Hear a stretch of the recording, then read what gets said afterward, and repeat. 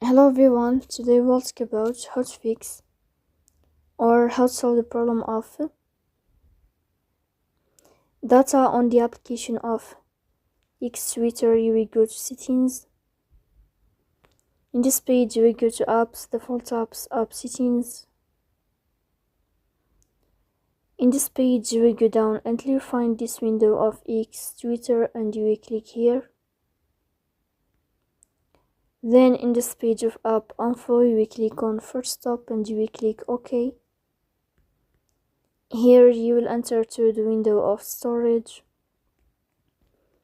Then we click on clear cache.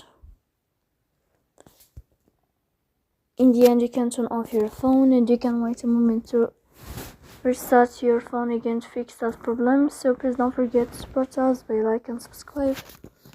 See you next time and thank you for your watching and your attention.